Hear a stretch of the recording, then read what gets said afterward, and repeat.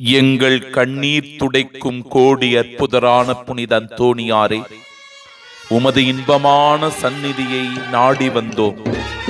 எங்கள் அவசரங்களிலே உம்மை தேடி வந்தோம்.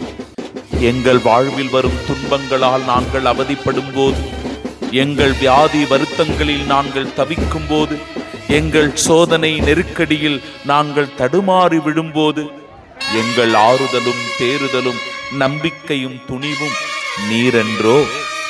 குழந்தை இயேசுவை கையிலேந்தி காலமெல்லாம் எங்களுக்காக பரிந்து பேசும் புனிதரே, உம்மை நம்பியவர்கள் கைவிடப்பட்டதாக சொல்ல நாங்கள் கேள்விப்பட்டதில்லை.